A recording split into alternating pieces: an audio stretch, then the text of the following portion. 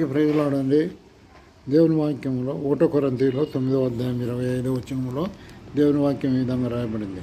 మరియు పందెమందు పోరాడు ప్రతి వాడును అన్ని విషయములందు మితముగా ఉండును. వారు క్షేమకు కిరీటం పొందుటక మనమైతే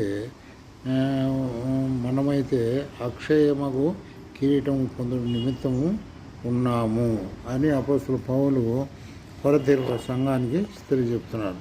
కాబట్టి అపోస్తలుడు పౌలు మరి ఎన్ని కిరీటాలు పొందినాడండి అనేది మనం చూడగలుగుతున్నాం దేవుని వాక్యంలో. మొట్టమొదటిగా 1 కొరింథీయులు 9వ అధ్యాయం మరి 25వ వచనంలో అక్షయ కిరీటము, ఒకటోది అక్షయ కిరీటము, రెండోదిగా మనం చూసినట్టయితే ఆనంద అక్షయ కిరీటము. 1 తెస్సలోనికీయుల రాసిన పత్రిక 3వ అధ్యాయం 19వ వచనంలో రాయబడినట్టుగా మనం చూడగలుగుతున్నాం. తర్వాత మూడోదిగా మనం చూసినట్టయితే 2 తిమోతిలు 4వ అధ్యాయం 7-8 వచనంలో నీతి కిరీటము పొందినాడు. మరి నాలుగోదిగా మనం చూసినట్టయితే మరి 1 పేతురు రాసిన పత్రిక 5వ అధ్యాయం 4వ వచనంలో మహిమా కిరీటమును పొందుతున్నాడు. ఎన్నో శ్రమలు పొందినాడు. మరి నీతి కిరీటము ఆయన రాకడ కొరకాయ మరి పొందినాడు. మరి ప్రకటన గ్రంథం 2వ అధ్యాయం 10వ వచనంలో జీవ కిరీటము పొందుతున్నాడు.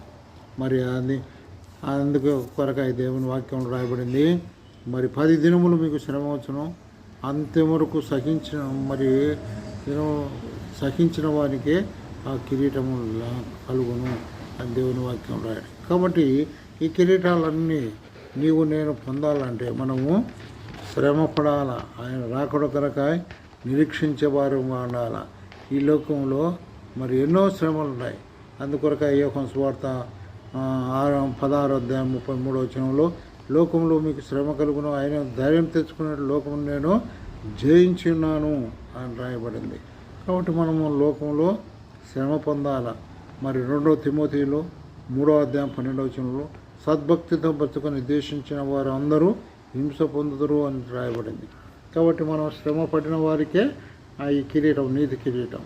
అందుకొరక మరి తన పరుగును, తన అపేక్షను ఆవిశేషించిన వారికి అందరికీ నీతి కిరీటం కలుగుతుందని 2 తిమోతిలు 3వ అధ్యాయం మరి 7-8 వచనాల్లో రాయబడినట్టుగా మనం చూడగలం. కాబట్టి సోదర ఆ కిరీటాల కొరకు నువ్వు నేను ప్రయాసపడాలని